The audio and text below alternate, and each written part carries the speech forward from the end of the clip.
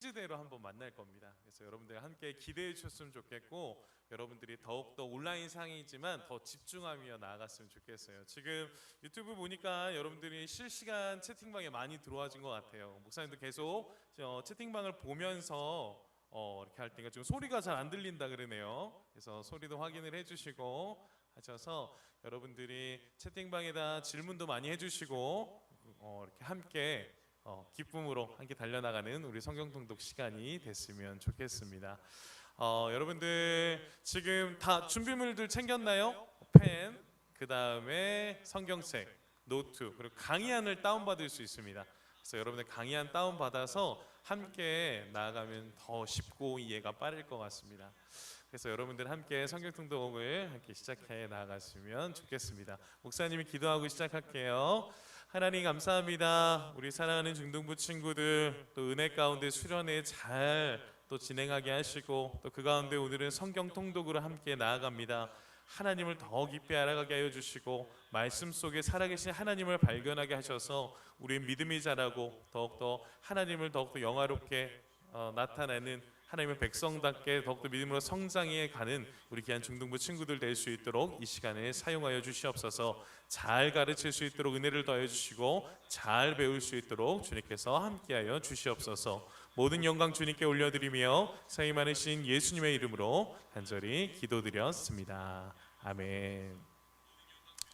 네, 여러분들 오늘 이제 1대1 성경 가이드 1강이 시작됩니다. 오늘 1강은 성경 개관으로 시작을 하고자 해요. 그래서 우리가 나머지 세 강의에 있어서는 우리가 창세기, 출애굽기, 레위기, 민수기, 신명기, 모세오경으로 우리가 이틀 동안 다룰 거고요. 오늘은 그 첫 강의 성경에 대해서 우리가 함께 알아보고 나아갔으면 좋겠어요.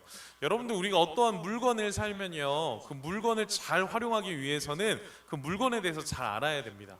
그리고 그 물건을 잘 습득하고 훈련해야 그 물건을 100% 활용을 할 수 있어요. 근데 여러분들 우리가 가지고 있는 이 성경도 마찬가지입니다. 하나님께서 우리에게 주신 성경이 무엇인지, 이것을 어떻게 봐야 하는지 우리가 훈련되지 않으면 성경을 깊이 볼 수가 없어요. 그리고 성경을 보는 것이 굉장히 힘들 수밖에 없습니다. 그렇기 때문에 여러분들이 성경을 본다라는 거, 하나님을 더 깊이 알아가기 위해서 성경을 봐야 되는데, 그러기 위해서는 여러분들 훈련이 필요합니다. 그래서 오늘부터 시작하는 이 훈련들을 통해서 여러분들이 이틀간 집중적으로 훈련해서 하나님의 말씀을 더 깊이 더 즐겁게 보고 나아갈 수 있도록 목사님과 함께 또 강도사님과 함께 훈련되어지는 시간이 되셨으면 좋겠어요. 그런 맥락에서 함께 우리가 함께 나아갔으면 좋겠는데, 목사님이 여러분들에게 처음 좀 질문을 던지고자 해요. 네, PPT를 좀 보여주세요. 네, PPT를 보시면 여러분들 스스로에게 한번 질문을 던져봤으면 좋겠어요. 나는 성경을 어떻게 읽고 있는가? 여러분 묵상하시죠? 그리고 예배 때도 성경을 보시고 집에서도 성경을 보시는데, 성경을 어떻게 읽고 있는지 여러분 스스로에게 던져봤으면 좋겠어요. 나는 성경을 어떻게 읽고 있는지, 그냥 무작정 읽고 있는지 아니면 이해하면서 읽고 있는지, 여러분 스스로 나는 성경을 어떻게 보고 있는지 여러분 한번 생각해 보세요. 성경 보는 게 쉽지 않죠. 어렵죠. 그런 말들을 많이 할 거예요. 그런데 우리가 성경을 어떻게 본다라는 그 방법을 찾으면 조금 더 쉽고 이해하기 쉽게 성경을 볼 수 있습니다.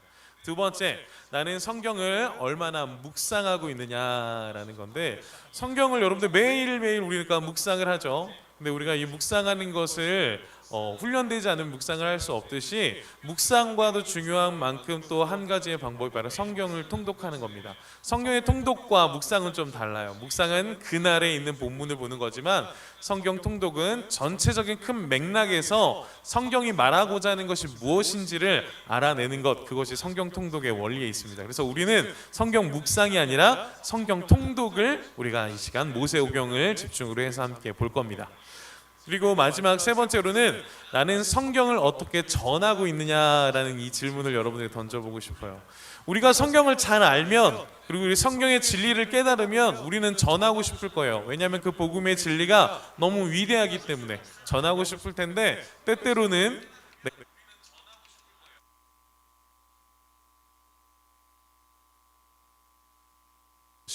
어려울 수도 있을 것 같아요.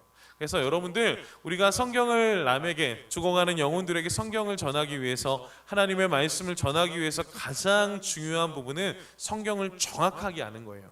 나의 감정적으로 나의 경험적으로 아는 것이 아니라 하나님께서 말씀하시는 그 성경을 정확히 아는 것, 그것이 가장 중요합니다. 네, 아무튼 여러분들 이런 부분들 속에 우리가 성경을 왜 읽고 왜 어떻게 달려나가야 되는지 부분을 우리가 함께 계속적으로 질문을 해보면서 우리 성경 통독 또 성경에 대한 훈련을 시작해 가도록 하겠습니다.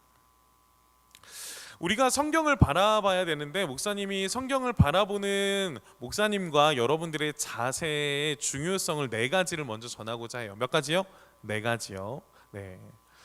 목사님이 중요한 걸 하나 빼먹었네요. 여러분들 광고사항에도 얘기했지만 여러분들 대답을 채팅방에 잘 하거나 여러분들 목사님이 한 질문에 대답을 잘한 친구들을 매 강의마다 3명씩 뽑을 거예요. 그래서 3명씩 뽑아서 그 친구들에게는 선물이 나갑니다.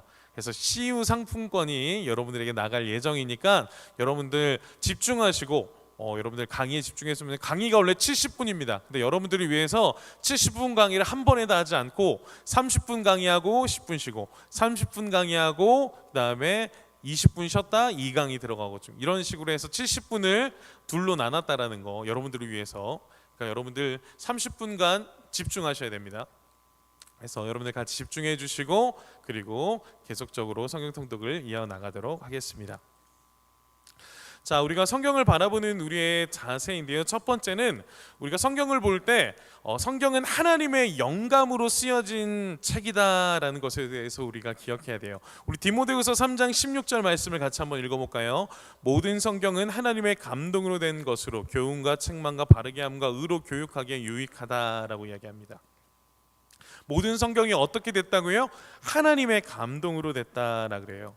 그래서 우리는 완전 축자 영감서이라 그래서 한 자도 빠짐없이 하나님께서 우리에게 주신 무한 하나님의 말씀이다라는 그 말씀과 진리를 가지고 그 성경에서의 하나님의 놀라운 권위를 가지고 있습니다. 그래서 그 하나님의 말씀, 하나님의 영감으로 쓰여졌다라는 부분에 대해서 우리가 집중해야 되는데요. 요한복음 14장 26절에 보니까 보혜사 곧 아버지께서 내 이름으로 보내실 성령, 그가 너에게 모든 것을 가르치고 내가 너에게 말한 모든 것을 생각나게 하리라 라고 말씀합니다. 하나님의 영감으로 하나님의 감동으로 되어졌다는 겁니다. 성경은 한 자도 빠짐없이 하나님께서 우리에게 주신 하나님의 말씀이라는 거예요. 이것이 사람에 의해져서 쓰여졌지만 하나님께서 그 사람들을 감동케 하셔서 하나님의 뜻이 적혀져 있는 책, 그것이 바로 하나님의 말씀이라는 겁니다. 그래서 이것은 사람의 경험도 아니고요, 사람의 마음도 아니고요, 그래서 하나님의 놀라운 뜻이 하나님의 감동으로 성령의 감동함으로 말미암아 한자 한자 쓰여졌다라는 것을 우리는 기억해야 됩니다. 그래서 하나님의 말씀을 우리가 더 집중하며 알아가기 위해서 중요한 건 무엇이냐면 책의 내용을 정확히 100% 이야기해서는 저자의 의도를 정확히 알아야 돼요. 그렇기 때문에 우리가 성경을 볼 때 기도하는 이유, 먼저 기도하는 이유가 무엇일까요? 바로 성령 하나님께 의지하며 하나님의 말씀이 우리한테 잘 깨닫게 해달라고 하나님 앞에 간구하며 기도하는 이유가 거기 있습니다. 그래서 여러분들 하나님의 말씀을 볼 때 우리 기도하셔야 돼요. 하나님, 오늘 말씀을 통해 나에게 말씀해 주십시오 라고 하면서 하나님의 뜻이, 하나님의 온전한 뜻이 나에게 전해질 수 있도록, 그렇게 성경이 쓰여졌기 때문에 우리는 그런 기도를 하고 달려나가고 있는 것입니다. 두 번째로 보면 성경은 생활 속에 일어난 과거, 현재, 미래를 포함하고 있는 실제적인 역사이다라고 이야기합니다.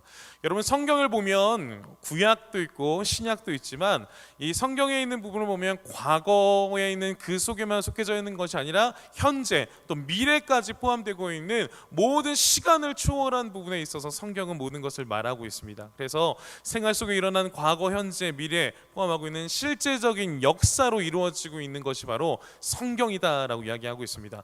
누가복음 3장 1절에서 2절까지도 말씀해 보면 오늘 사가랴의 아들 요한에게 하나님의 말씀이 임했다. 라고 구약 시대에 있었던 그 말씀이 지금 신약 시대를 살아가고 있는 요한에게 임하고 있다라는 말씀을 하고 있습니다.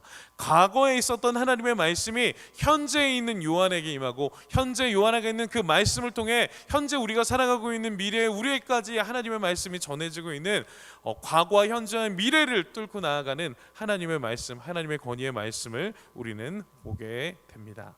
세 번째입니다. 세 번째로 성경은 인간의 생활 언어와 양식을 사용한 문학이다라고 이야기를 할 수 있습니다.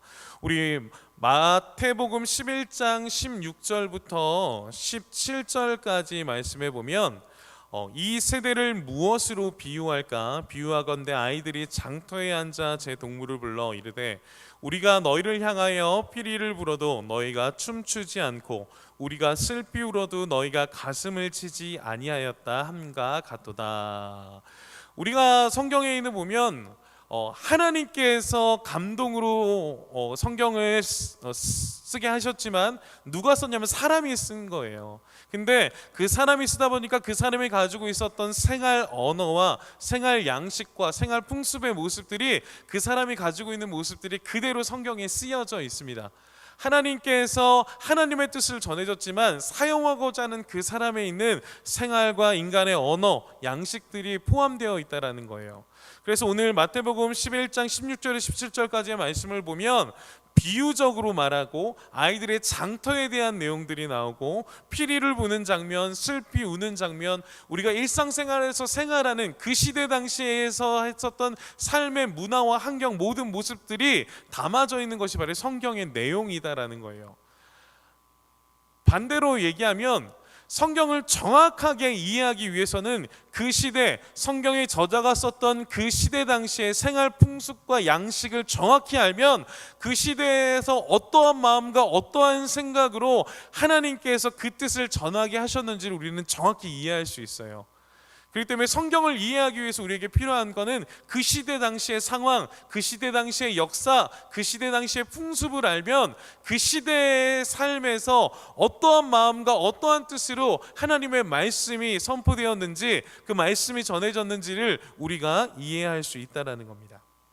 에베소서 1장 1절 말씀에 보면 하나님의 뜻으로 말미암아 그리스도 예수의 사도된 바울은 에베소에 있는 성도들과 그리스도 예수 안에 있는 신실한 자들에게 편지한다라고 말하죠. 편지도 마찬가지예요. 편지가 쓰고자 하는 문학적인 요소가 있죠. 무엇을 전하고자 하는. 그렇기 때문에 우리가 읽는 그 성경의 내용이 서신서라면 편지라면 편지로서 이것이 전해졌구나라는 편지를 읽는 입장에서 성경을 읽어야 그 시대 당시에 있는 그 본문을 더욱더 정확하게 이해할 수 있다는 거예요. 예를 들면 시편을 봅시다. 시편은 뭐예요? 시가 적혀져 있는 거죠. 그러니까 그 시대의 저자가 어떠한 마음으로 그 시를 고백했는지에 대해서 시적 감정으로 그 성경을 본문을 바라봐야 된다는 거예요. 우리가 성경에 66권이 있지만 그것을 하나의 그냥 내 생각과 내 관점으로 보는 것이 아니라 그 시대 당시에 있는 풍습과 문화와 상황과 어떠한 맥락에서 이 성경이 적혀졌는지를 어떻게 하나님께서 그때 말씀하셨는지를 우리가 보게 되면 더욱더 성경을 이해하기가 쉽다라는 겁니다. 그리고 하나님의 정확한 성경의 말씀과 의도를 파악할 수 있다라는 겁니다. 그렇기 때문에 여러분들 우리 성경은 인간의 생활 언어와 양식을 사용한 문학이다라는 것을 우리가 기억하며 나아가면 좋을 것 같아요. 마지막 네 번째입니다. 성경은 예수 그리스도의 초점에 맞춰진 쓰여진 하나님의 메시지다라고 이야기합니다. 성경을요 보면요, 성경을 쉽게 설명하면 두 글자로 표현할 수 있어요. 두 글자. 그게 뭐냐면 사랑인데요. 이 사랑의 주인공이 바로 누구냐면 예수님입니다. 그래서 모든 성경이 초점으로 맞추고 있는 건 바로 뭐냐면 예수 그리스도예요. 그래서 예수 그리스도를 통해 하나님의 뜻, 하나님의 마음, 하나님의 놀라운 하나님의 결정하심, 그것들을 나타내 주는 것이 바로 성경이에요. 누가복음 24장 25절 말씀을 목사님 읽어볼게요. 이르시되 미련하고 선지자들이 말하는 것에 마음에 더디 믿는 자들이여, 그리스도가 이런 고난을 받고 자기 영광에 들어가야 할 것이 아니냐 하시고, 이에 모세와 모든 선지자의 글로 시작하여 모든 성경에 쓰여 쓴 바 자기에 관한 것을 자세히 설명하시니라. 모세에 쓰였던 그 구약에 있는 그 성경, 그 말씀이 누구를 향하고 있다라는 거예요? 바로 예수 그리스도를 향하고 있다라는 거예요. 44절 말씀을 또 보니까 또 이르시되 내가 너희와 함께 있을 때에 너에게 말한 바 곧 모세의 율법과 선지자의 글과 시편의 나를 가리켜 기록된 모든 것이 이루어지리라 하리라 한 말이 이것이라 하시고, 율법과 선지자의 말들과 이 모든 것들이 예수 그리스도를 향한 하나님의 뜻과 메시지 가운데 전해지고 있다라는 것에 대해서 성경은 끊임없이 증거하고 있습니다. 그렇기 때문에 여러분들, 우리가 성경을 볼 때 이 성경의 가장 중요한 핵심은 예수 그리스도라는 것을 기억하셔야 돼요. 이 성경의 말씀이 예수 그리스도와 어떠한 연관이 있고 하나님께서 그것을 통해 우리에게 말씀하고자 하는 것이 무엇인지를 발견하는 것이 성경을 우리가 바라보는 가장 중요한 핵심입니다. 구약과 신약을 나눈 그 중간에 예수 그리스도가 있듯이 구약은 예수님을 향하고 있고요, 신약도 예수님을 향하고 있습니다. 그래서 우리의 모든 성경을 볼 때 예수님을 향한 하나님의 뜻을 찾는 것이 가장 중요하다라는 부분들 속에 우리가 성경을 바라봐야 할 것입니다.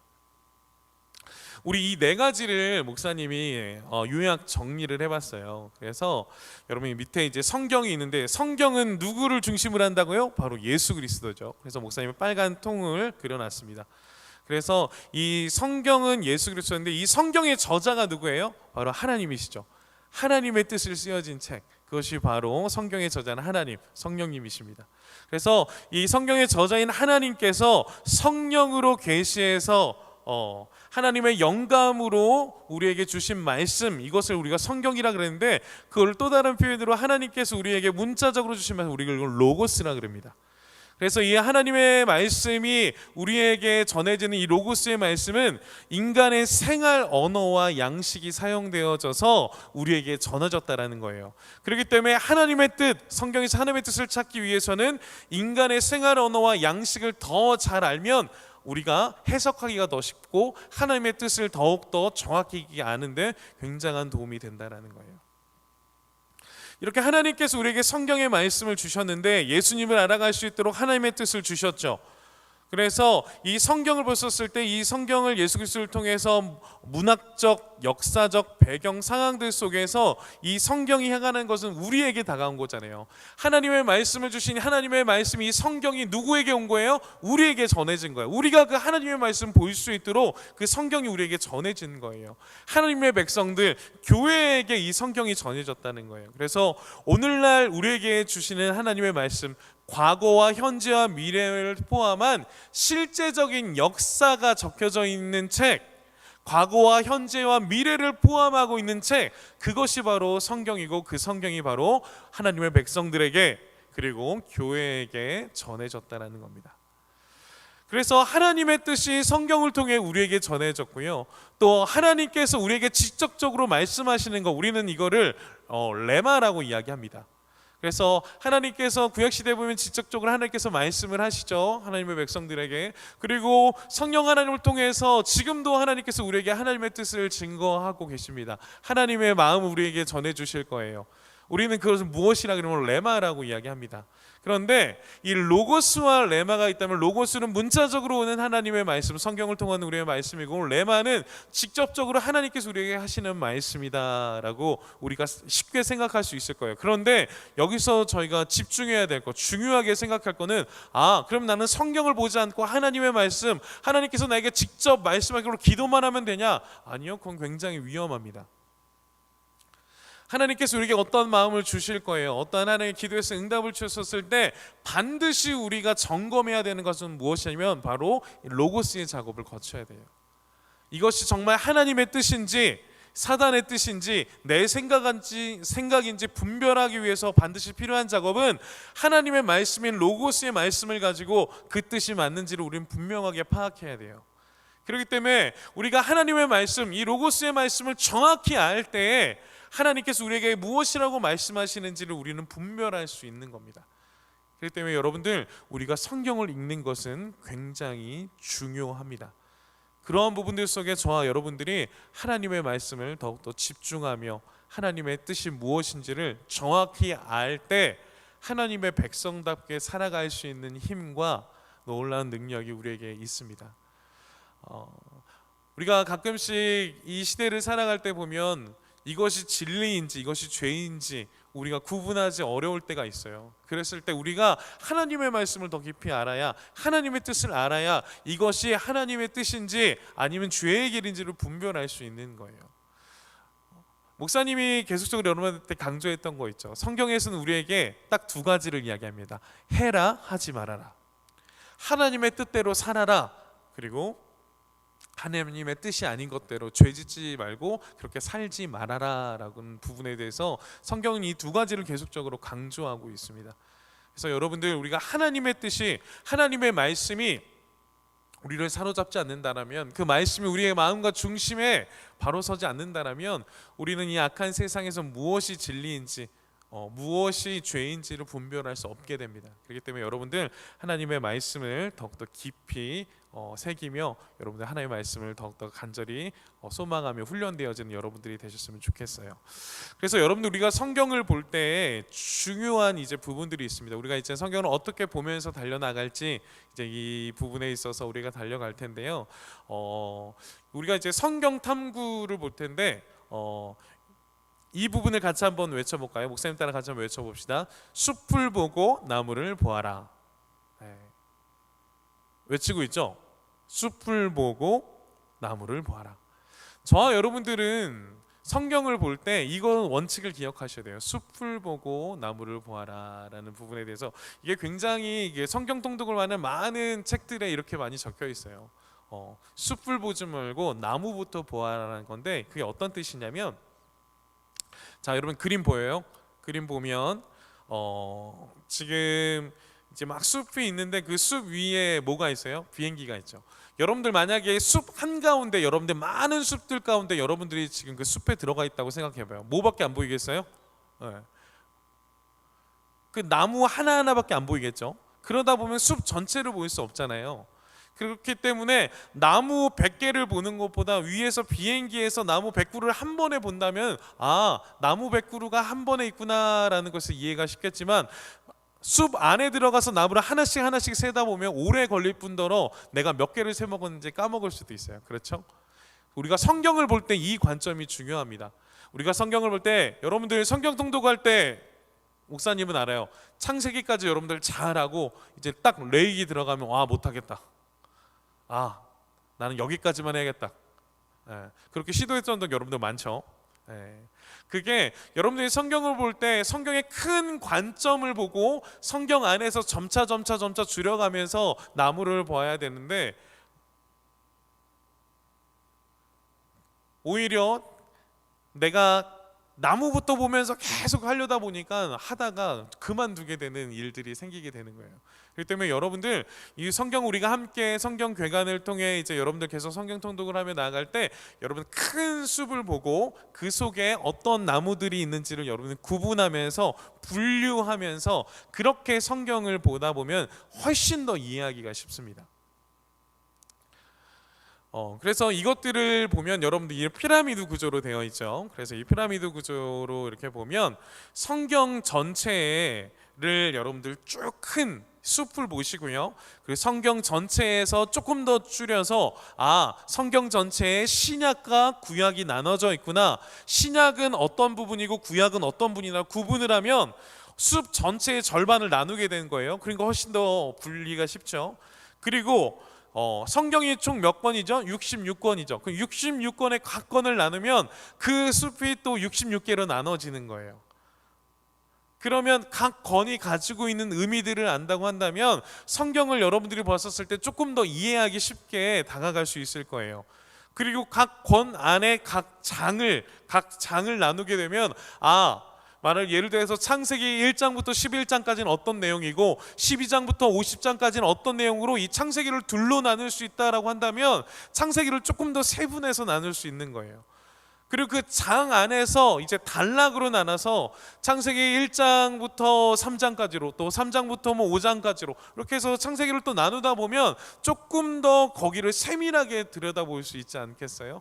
그것처럼 그냥 내가 창세기 1장 1절을 파야겠다, 그게 아니라 큰 틀에서 점차 좁혀가면서 그것을 집중해서 나가고 보면 성경을 더 깊이 이해하기 쉽다라는 거예요. 그래서 그 단락에서 문장으로, 그 성경의 한 그 문장에서 또 한 단어로 들어가서 보게 되면 하나님께서 무엇을 정확히 말씀하고자 하시는구나를 정확히 발견할 수 있습니다. 그렇기 때문에 성경 전체에서 조금씩 분석해 나가는 거예요. 그리고 분석해 나가면서 다시 단어에서 문장으로, 문장에서 단락에서, 단락에서 장으로, 각 권으로, 구약 신약 전체로, 그리고 성경 전체로 점차 넓혀가는 거예요. 우리가 성경을 볼 때 이렇게 봐야지, 반대로 이렇게 큰 틀을 보지 못한 상태에서 나가다 보면은 중도 포기하기가 너무 쉽습니다. 성경이 뭐라고 말하는지를 이해할 수가 없어요. 그렇기 때문에 여러분들 이렇게 큰 틀에서, 성경 전체에서 점차 좁혀지고, 점차 좁혀진 데서 깊이 있게 점차 큰 틀을 보게 된다면 여러분들이 성경을 이해하는 것이 굉장히 쉬울 겁니다. 그러한 마음과 그러한 생각으로 여러분들이 함께 달려나가셨으면 좋겠습니다. 그런 부분에서 목사님이 여러분들에게 책을 좀 소개하고자 해요. 목사님하고 이제 강사님 앞으로 해야 할 강의를 할 때 우리가 기반으로 했던 책이 있습니다. 그게 바로 뭐냐면 334 성경 가이드라는 책이에요.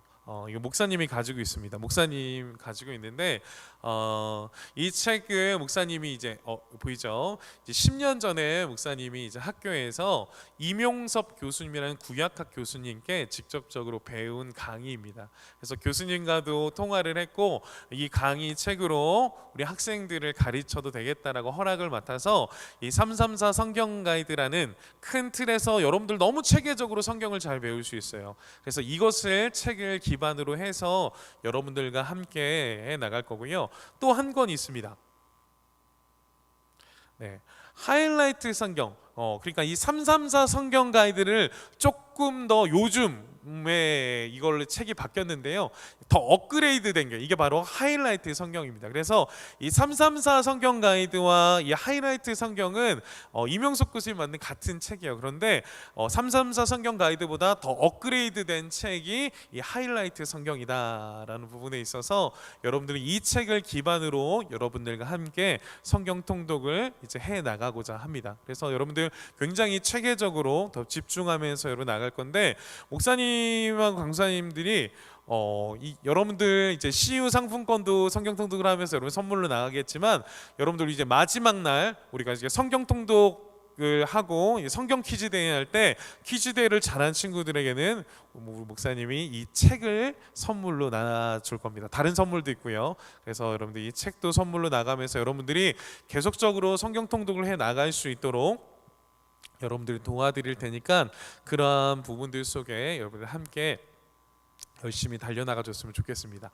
벌써 이제 30분이 다 끝나갑니다. 네, 그래서 여러분들 우리가 성경 괴가는 이제 1번은 여기까지 이렇게 하고, 그 뒤로부터 성경을 더 어떻게 집중해서 나갈 건지 이제 그러한 부분들 속에 이제 달려나가고자 합니다. 그래서 우리가 10분 동안 좀 쉬고요, 10분 뒤에 우리 쉬는 시간 10분 뒤에 다시 이 자리에서 만나도록 하겠습니다. 자, 우리 10분 뒤에 만나십시다. 우리 구호 한번 외치고 만들게요. 예수로 차지.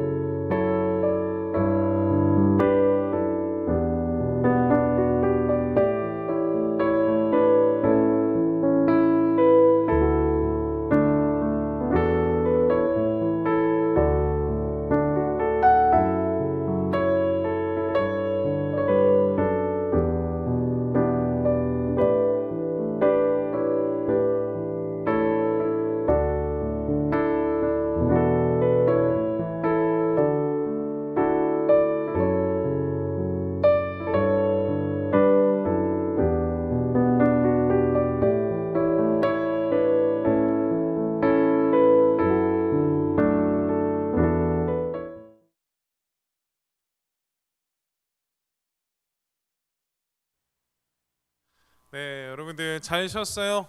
목사님도 화장실 갔다 왔어요. 물도 마시고. 자, 이제 새로운 마음으로 여러분들 이제 두 번째 계속 좀 이어갔으면 좋겠어요. 아직 계속 성경 개관을 하고 있는 겁니다. 첫 번째 챕터는 성경 개관이니까요.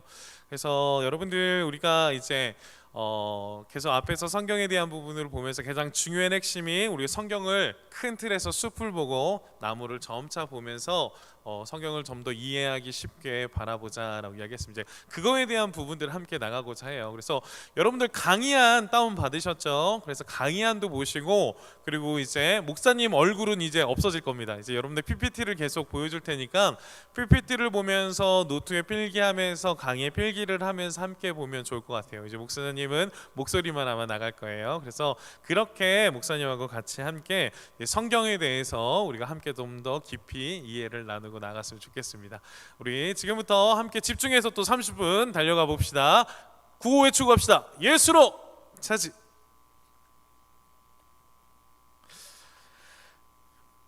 네, 성경의 구성입니다. 여러분들 우리가 성경을 볼 때 우리가 성경을 구약과 신약으로 나눌 수 있죠. 여러분들 성경 전체가 몇 권이에요? 맞아요, 66권입니다. 성경 66권인데 66권은 알겠는데 구약이 몇 권인지 신약이 몇 권인지 이해되지 않을 때가 있죠. 그래서 목사님은 어떻게 외웠냐면 39, 27 구권 하나 할 줄 알죠. 그래서 39, 27 이렇게 외웠어요. 그래서 구약이 39, 신약이 27. 그래서 39, 27. 그래서 이걸 더하면 몇 권? 66권. 그래서 여러분들 이 구약과 신약이 이렇게 성경이 둘로 나눠져 있다라는 것을 우리가 볼 수 있습니다. 이 구약과 신약을 해석해 보면요, 구약은 옛 언약이다라고 이야기할 수 있고요, 신약은 새 언약이다라고 말할 수 있어요. 구하신 옛과 새롭다라는 부분에 있어서 옛 언약과 새 언약으로 나눌 수 있는데요. 이 구약의 옛 언약은 어디에 초점을 맞추고 가고 있냐면 바로 이스라엘에게 초점을 맞추고 있습니다. 이스라엘 백성들에게 초점을 맞추고 가고 있고요. 그리고 신약은 교회에 초점을 맞추고 가고 있습니다. 그래서 이스라엘 백성들, 선택된 백성들이 초점을 맞춘 것이 바로 구약이라고 한다면, 신약은 바로 하나님의 백성들이 모인 교회에 초점을 맞추고 가고 있다라는 거예요. 그런데 이 구약과 신약에 있어서 가장 중심이 되는 것이 바로 무엇이냐, 무엇을 향하고 있느냐라고 했었을 때 이게 뭐죠? 맞아요, 십자가예요. 예수 그리스도를 향해서 구약과 신약이 함께 방향을 보고 있어요. 구약은 오실 예수님에 대해서 준비를 하고 오실 예수님에 대해서 기록이 되어졌다고 한다면, 신약은 오신 예수님에 대해서 말씀을 하고 있습니다. 여러분들 우리가 기원전 기원후라는 이야기 알고 있죠. 주전 주라고 이야기도 하고 BC와 AD로 나눈다고 하는데, 이 모든 관점의 그 가운데 중심에 누가 있는지 알아요? 바로 예수 그리스도가 있습니다. 예수 그리스도가 오시기 전, 비포 크라이스트라 그러면서 기원전 주전이라 그러고요. 그리고 이 신약 예수님이 오신 후는 라틴어로 아노 도미니라 그래서 기원 후, 주후, 그리스도 해다라는 뜻으로 이렇게 나뉘어집니다. 우리가 아까 전에 얘기했듯이 이 성경은 모든 역사를 기록한다, 모든 역사를 포함하고 있다라는 것처럼 실제적이다라는 것을 우리가 말할 수 있는 건 뭐냐면, 예수님을 기점으로 모든 인류의 시간과 모든 사회가 움직여져 가고 있다라는 거예요.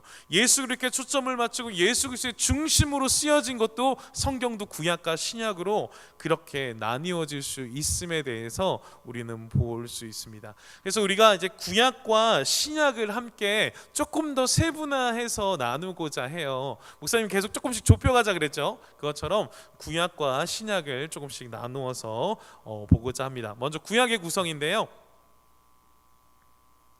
자, 구약을 보면 총 4가지로 나눌 수 있습니다. 율법서로 나누는데, 이 율법서는 무엇이냐면 창세기, 출애굽기, 레위기, 민수기, 신명기입니다. 여기서 퀴즈 나갑니다. 이 율법서 창세기, 출애굽기, 레위기, 민수기, 신명기 이 5개를 뭐라고 이야기할까요? 여러분들 채팅방에다가 가장 먼저 올린 친구에게 CU 상품권 나갑니다. 네, 우리 세강이 모세오경 정답. 우리 세강에게 CU 상품권 가겠습니다. 모세오경이라 그래요. 우리 근데 이 모세오경이 구약에 있는 율법서다라고 이야기합니다.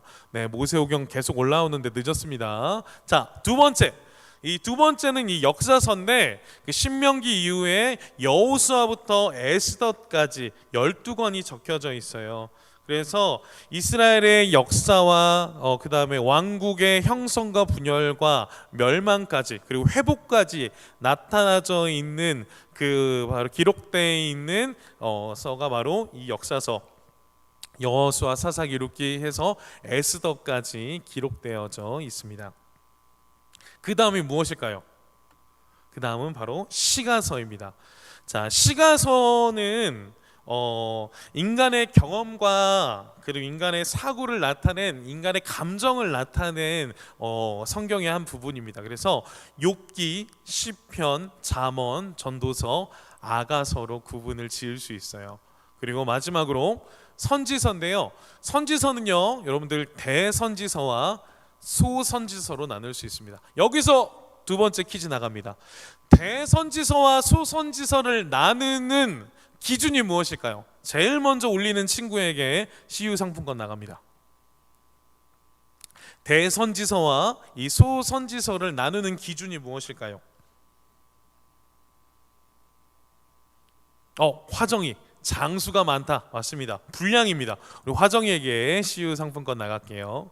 바로 분량이에요. 그래서 이 분량이 많은 것은 대선지서로 구분을 지었고요. 그래서 이사야, 예레미야가 에스겔, 다니엘서, 그리고 소선지서는 호세아, 요엘, 아모스에서 말라기까지.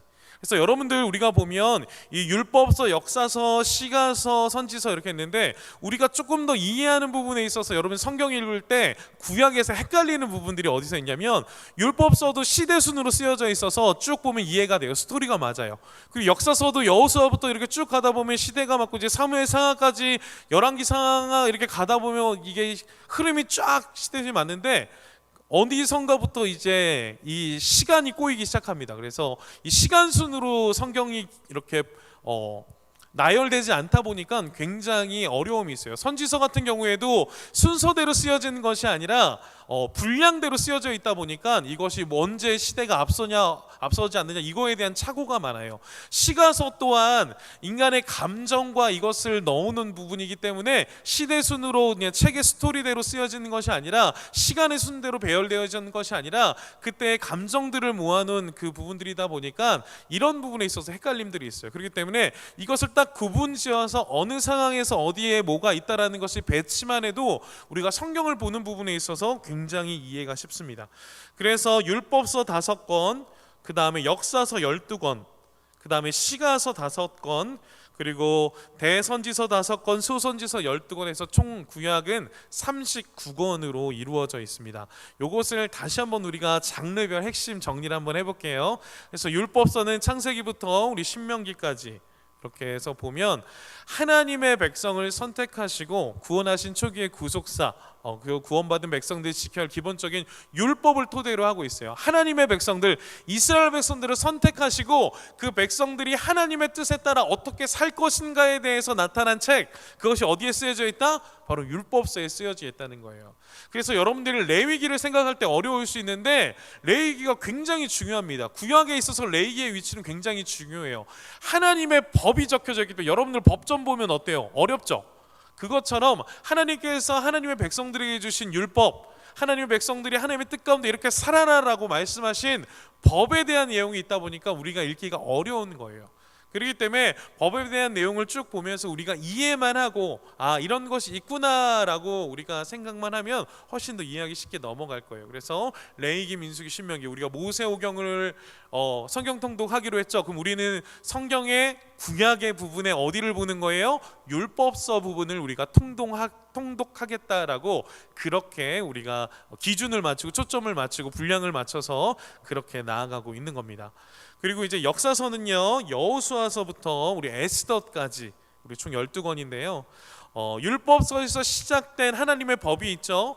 그럼 이 하나님의 법을 가지고 하나님의 백성들이 하나님께서 약속하신 땅 가나안 땅에서 어떻게 살아가게 되는지, 어떠한 모습으로 살아가게 되는지, 하나님의 백성들이 살아가는 모습을 역사적으로 기록한 거, 그것이 바로 역사서예요.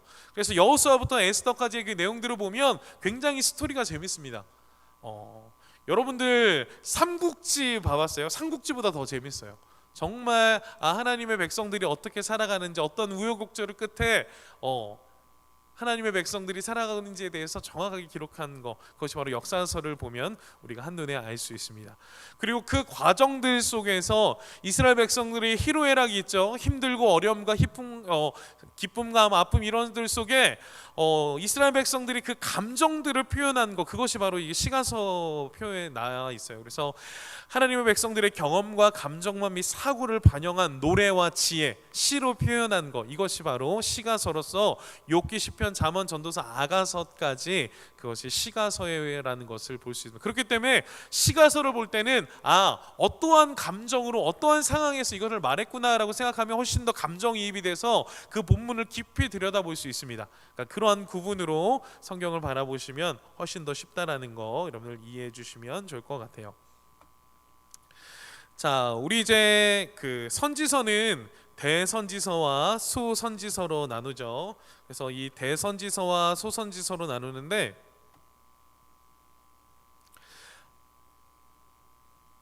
이 대선지서와 소선지서에 보면 하나님의 백성을 향한 경고의 말씀과 회복에 대한 말씀으로 나타나 있습니다. 그래서 이 선지서를 통해서 예언서라고 하기도 합니다. 그래서 하나님의 백성들이 어떻게 살아가야 될지에 대한 그런 부분에 있어서 경고도 있고요, 그리고 예언하는 부분들도 있고요. 그래서 선지자를 통한 하나님의 예언의 말씀이 쓰여져 있는 것, 그래서 이스라엘 백성들이 하나님의 백성들답게 살아갈 수 있도록 회복과 하나님의 약속에 대해서 선포되어져 있는 예언, 그것이 바로 이 선지서에 기록되어 있다라는 것을 우리는 알 수 있습니다.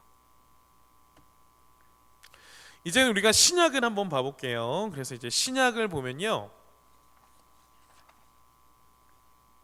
신약도 네 가지로 분류해서 볼 수 있습니다. 바로 복음서, 이 복음서는 뭐예요? 우리 사복음서라고 얘기하죠. 그래서 마태, 마가, 누가, 요한복음으로 나눌 수 있습니다. 여기서 또 CU 상품권 나갑니다. 여기서 마태, 마가, 누가복음 이 세 가지를 다른 말로 무슨 복음이다라고 이야기하거든요. 네 글자로. 아시는 분 바로 올려주시면 CU 상품권 나갑니다. 무슨 복음이라 그래요? 이 네 가지는 사복음서라 그러는데, 마태, 마가, 누가는 우리 하은이 공감복음 정답. 세강이 사복음서 땡. 자, 우리 공감복음 우리 하은이 맞췄습니다. 그래서 이 마태, 마가, 누가복음은 이 병행 구절이 굉장히 많아요. 같은 관점에서 보는 그런 예수님의 제자들이 예수님을 함께 따라다니면서 그 부분에서 기록된 거기 때문에 이 공감복음 안에서는 예수님의 행적들이 같은 맥락에서 같이 함께 보고 있는, 같이 반복되는 내용들이 굉장히 많습니다. 그렇게 이제 사복음서가 기록되어 있고요. 그리고 여기도 역사서가 있는데, 이 역사서는 사도행전입니다.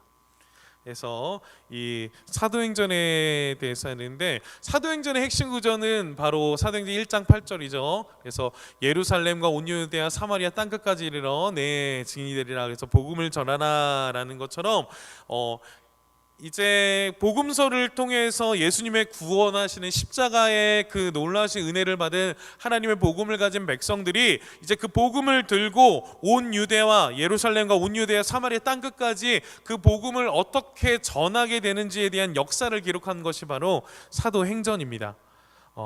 그리고 우리 이제 서신서인데요, 이 서신서는 편지예요. 서신이니까요. 그래서 이 서신서는 둘로 나눌 수 있습니다. 그래서 바울 서신과 일반 서신으로 나눌 수 있는데요, 이 서신서는 사도들이 교회와 그 성도들에게 쓰는 권면하는 편지입니다.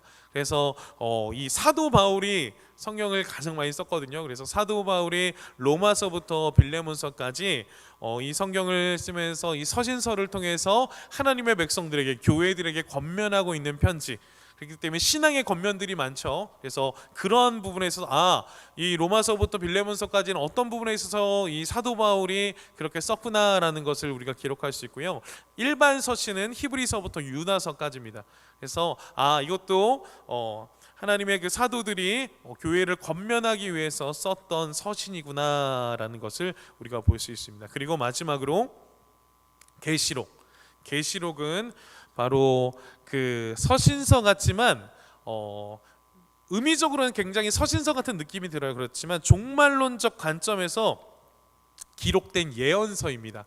그래서 다시 오실 그 예수 그리스도를 바라보며 우리가 어떻게 살아가야 될지 그렇게 예언으로 말씀한 말씀, 그것이 바로 요한계시록이 쓰여진 목적과 그런 방법입니다.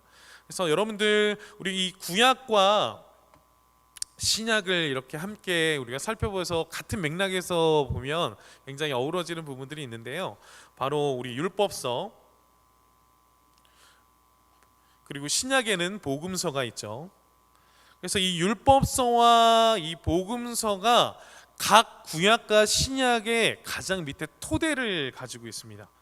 그래서 이 구약 시대에는 이 율법서가 삶의 지침, 이스라엘 백성들이 살아가야 되는 지침에 대해서 이야기를 하고요. 이 복음서는 예수님께서 오셔서 하나님의 백성들이 이 새 언약을 가지신 새 계명에 대해서 말씀하시는 그런 토대로 쓰여져 있습니다. 그래서 그 율법서 위에 이제 그 이스라엘 백성들이 하나님이 주신 그 율법, 삶의 지침을 가지고 공동체가 어떻게 살아가야 될지 그렇게 역사를 기록한 것이 바로 역사서고요. 그리고 신약에 보면은 이 사도행전이 어떻게 이스라엘 백성에게 복음들이 어떻게 증거되고 전파되는지 전개로서 이게 살펴가는 모습들을 볼 수 있습니다. 그리고 이제 구약에서 이 시가서와 그 다음에 이제 신약에서 있는 서신서들을 보면 교훈을 주죠. 그래서 이스라엘 백성들이 그 가운데 어떠한 감정과 그런 부분들을 시로 그리고 편지로 쓰여진 것이 바로 구약과 신약에서의 시가서와 서신서입니다. 그리고 마지막으로 구약의 마지막이 선지서, 그래서 그 역사에 대한 부분들을 예언하며 그 선지자들이 예언한 하나님의 말씀, 그리고 신약은 계시록을 통해 다시 오실 예수 그리스도를 준비하며 우리가 어떻게 살아가야 될지를 말씀하고 있는 예언을 나타나고 있는 것이 바로 계시록과 선지서입니다. 그래서 이 구약과 신약은 항상 같이 갑니다. 예수 그리스도를 중심으로 두고 계속 같이 가며 병행하며 그렇게 서로를 의지하며 가고 있는 모습들을 우리가 볼 수 있습니다. 그래서 우리가 성경의 큰 관점들을 볼 때 여러분들이 이 표를 보시고, 여러분들 지금 강의 안에 보면 네모칸 쓰는 거 있죠. 그래서 그 네모칸을 여러분들 보면서 여러분들이 보시면 좋을 것 같아요. 그래서 우리가 구약은 장차 오실 예수 그리스도를 준비하고 있다고 한다면, 신약은 다시 오실 예수 그리스도를 준비하며 복음이 증거되어졌던 것, 예수님의 삶의 생애와 그 복음이 증거되어졌던 부분들을 나타내고 있는 것이 바로 신약입니다. 이제 그 성경에 저희가 이제 중심 인물들을 통해서, 그럼 이렇게 큰 틀에서 성경들을 봤잖아요. 그럼 이제 그 성경의 중심 인물을 중심으로 우리가 함께 나아가고자 해요. 그래서 성경의 가장 중요한 중심은 누구예요? 바로 예수 그리스도죠. 그래서 우리 요한복음 5장 39절 말씀을 같이 한번 고백해 보겠습니다. 시작. 너희가 성경에서 영생을 얻는 줄 생각하고 성경을 연구하거니와 이 성경이 곧 내게 대하여 증언하는 것이니라. 아멘. 누구에 대해서 증언하는 거예요? 바로 하나님 아버지 예수 그리스도에 대해서 증언하는 것이 바로 성경의 핵심입니다. 그래서 여러분들 이 성경의 중심 인물은 예수 그리스도죠. 근데 이 예수 그리스도와 함께 우리가 살펴봐야 될 것이 뭐냐면, 여러분들 우리가 맨 처음에 목사님이 어떤 책으로 성경 공부하자 그랬죠? 334라는 여러분 우리가 성경 가이드를 가지고 그 책을 중심으로 우리가 함께 성경 공부를 하고자 했는데, 이 334는 뭐냐면 세 가지 인물, 세 가지 사건, 네 가지의 핵심 내용들이 나와 있는 것이 334로 정리되어 있는 겁니다. 그래서 334라고 이야기하거든요. 그래서 우리가 성경을 이제 예수님의 중심으로 나아가지만 이것을 더욱더 집중적으로 세 가지의 인물, 세 명의 인물로 나눠보면, 바로 목사님 따라서 같이 우리 세 명 인물 같이 한번 고백해 봅시다. 아브라함, 다윗, 예수. 그래서 이 아브라함과 다윗과 이 예수님께서 연결되는 이 부분들 속에 우리가 성경을 이 세 가지로 다시 한번 분류해 볼 겁니다. 그래서 마태복음 1장 1절에서 이 신약을 가장 처음 시작할 때 아브라함과 다윗과 예수, 예수 그리스도의 계보로서 이 신약이 시작되는 것을 우리가 볼 수 있거든요. 그래서 우리가 334를 나눌 때 그 3이 뭐라고요? 아브라함이라는 인물, 다윗이라는 인물, 그리고 예수 그리스도라는 인물을 중심으로 우리가 성경을 다시 한번 조금 더 세분화시켜 보도록 하겠습니다. 자, 우리가 중심 인물로 우리가 세 명의 인물을 뽑았죠. 누구예요? 아브라함과 그다음 누구예요? 다윗과 그다음 누구예요? 예수 그리스도죠. 근데 이 인물 중심으로 했었을 때 이 아브라함과 다윗과 예수 그리스도가 어떠한 언약을 가지고 있냐면, 아브라함에게 허락해 주신 언약은 뭐냐면 자손과 땅이에요. 아브라함에 약속한 아브라함을 하나님께서 부르시죠. 창세기 12장에 보면. 그래서 내가 내게 지시할 땅으로 가라라고 하면서 복의 근원이 되게 하시겠다라고 하면서 아브라함에게 하나님께서는 자손과 땅을 약속하십니다. 그래서 하나님의 백성으로 삼으시고 하나님의 백성으로서 살아갈 수 있는 시작을 아브라함을 통해서 해서 이루기 시작하십니다. 그리고 다윗에게는 어떠한 언약을 해주세요? 다윗에게는 왕권을 허락하시겠다. 그래서 이스라엘 백성들이 가장 부유했었을 때, 이스라엘 백성이 가장 부강했었을 때, 이스라엘 백성의 가장 대표적인 왕으로 뽑았으라고 했었을 때 하나님의 마음에 합한 그 왕이 누구였냐? 바로 다윗을 뽑을 수 있습니다. 그래서 다윗에게는 하나님께서 왕권을 약속해 주셨고요. 그리고 예수님께서는 하나님의 나라를 이루는 것, 하나님의 나라를 완전히 세우는 것에 대한 하나님의 나라를 약속으로 예수님께서 이 땅에 보내셨습니다. 그래서 우리 성경을 이렇게 해서 나눠보면요, 이 아브라함이라는 인물을 통해 이 자손과 땅까지, 약속한 땅까지 가게 되는 것, 그 가나안 땅, 하나님의 예비하신 땅까지 가는 것이 쓰여져 있는 것이 바로 창세기부터 룻기까지, 창세기부터 룻기까지의 내용으로 함축할 수 있어요. 그렇기 때문에 창세기부터 룻기까지는 누구 중심으로 쓰여진 거예요? 바로 아브라함. 어떠한 걸 중심으로요? 하나님의 약속인 자손과 땅에 대한 부분에 있어서 나타나져 있는 것이 바로 이 아브라함입니다. 그래서 이게 창세기부터 룻기까지고요. 그리고 이제 두 번째는 다윗인데, 이 다윗이 어디서 나와요? 사무엘서에서 나오죠. 그래서 이 사무엘상에서는 왕이 되기 위한 과정을 준비하고, 사무엘하에서 이제 왕으로서의 부분을 나타내는 건데, 그래서 이 사무엘부터 에스더까지, 사무엘상하부터 에스더까지의 내용은 하나님께서 약속하신 이 왕권에 대한, 그 왕권을 어떻게 이루시고 이스라엘 백성들을 하나님께서 어떻게 이끌어 가시는지에 대한 역사적인 관점으로 보여주는 것, 그것이 바로 사무엘서부터 에스더서까지 그렇게 쓰여져 있다는 거예요. 그리고 이제 예수 그리스도가 오신 그 신약 시대라는 그 부분으로부터 하나님의 나라의 언약을 가지시고 복음서, 마태, 마가, 누가, 요한복음을 통해서 사도행전, 그리고 요한계시록까지 있는 내용을 해서 하나님의 나라의 완성을, 하나님의 나라를 이루어 가시는 그 과정을 나타내는 것이 바로 복음서와 사도행전과 요한계시록. 그럼 중간에 있는 서신서들은 뭐냐? 그 과정 속에 있었던 그 감정들과 교회를 세워 나가시는 그런 역사적인 부분들에 있어서 중간으로 들어가는 거. 사도행전에서 뻗어져 나가서 그 중간에 있는 바울 서신과 그다음에 일반 서신으로 나눠져 있는 부분들이고요. 이 안에 이제 다 내포되어져 있는 그 부분들입니다. 그래서 성경을 크게 이렇게 아브라함과 다윗과 예수님을 통해서 크게 세 파트로 우리가 분류해서 성경을 볼 수 있다라는 거예요. 그렇기 때문에 우리 예를 들어서 내가 다윗의 왕권에 대한 내용을 더욱더 집중적으로 보고 싶다. 그러면 사무엘서부터 에스더까지 보면 되고요. 아브라함의 약속을 가지고 하나님의 주신 이스라엘 백성들과 그 땅과 그 약속이 무엇인가 보기 위해서는 창세기부터 룻기까지 보시면 되고요. 그리고 예수님의 하나님의 나라의 완성에 대한, 예수님께서 이 땅에 왜 오셨는지, 무엇을 하러 오셨는지 보기 위해서는 신약을 읽으면서 복음서부터 요한계시록까지 보면 그 부분에 있어서 우리가 세분화해서 우리가 볼 수 있다라는 것을 볼 수 있습니다. 그래서 이 성경의 주요 연대를 좀 볼 수 있는데요. 우리 창조로부터 이제 시작을 하죠. 그래서 쭉 한번 봐볼게요. 예수님께서 오셔서 BC와 AD로 나눠지십니다. 그리고 아브라함이 그 자손과 땅의 약속을 가지고 아브라함 시대가 시작이 되고, 그 중간에 뭐가 있겠어요? 맞아요, 다윗, 이 왕권에 대한 부분, 그리고 예수 그리스도 하나님의 나라에 대한 부분으로 우리가 이 셋으로 나눌 수 있습니다. 그래서 예수님이 오시기 전에 이 BC, Before Christ 오시기 전에 어떠한 내용이 있냐면, 보통 1000 2000년 단위로 이렇게 좀 나눌 수 있어요. 그래서 BC 2000년에는 아브라함이 이 시대 당시에 2166년부터 1991년까지 이 아브라함의 시대에 있었던 그 아브라함 세대가 있었던 그 시대라고 합니다. 근데 그 중간에 뭐가 있냐면 바로 출애굽이 있어요. 그렇게 하나님께서 약속하는 하나님의 백성들을 데리고 하나님께서 자손들을 통해 하지만 그 이스라엘 백성들이 노예 생활하고 있었을 때 누구를 통해서 출애굽시키시죠? 자, 누구를 통해서요? 퀴즈 안 낼 거예요. 이건 다 아니까 바로 모세죠. 그래서 모세를 통해서 주전 1446년경에 이스라엘 백성들을 출애굽시키셔서 하나님께서 약속한 예비하신 땅 가나안 땅으로 인도해 가는 거예요.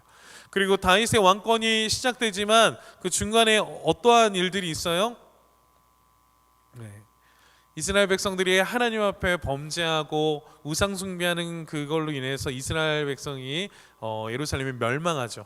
그렇게 해서 멸망을 하게 되고 그리고 나서 포로 귀환을 하고 다시 예수님의 시대가 오죠. 그래서 우리가 이 전체적인 이 시대들을 보면 하나님께서 아브라함 하나님의 백성을 통해서 번성하게 하시고 다윗 시대에 정착하게 하시고 그리고 다윗의 왕정 시대를 열어가게 하시지만 이 포로 귀환하는 이 시대에 있어서 이스라엘 백성들이 멸망하게 되고 땅을 뺏기게 되고 성전을 잃어버리게 되고 그렇지만 다시금 선지자들을 통해서 회복시키시고 예언하셔서 다시금 왕권을 하나님의 나라의 하나를 재건하는 과정 그 과정으로 인해서 이제 예수님의 시대가 오죠. 그래서 이 선지자 시대는 BC 800년부터 이 400년까지의 이 사이 시대가 바로 이 선지자 시대입니다.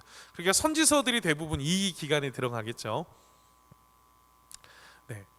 여러분 이 표들 잘 이해되죠? 요거를 이해하고 보면 여러분들이 우리가 구약을 보는 부분에 있어서 훨씬 더 이해하기 쉽습니다.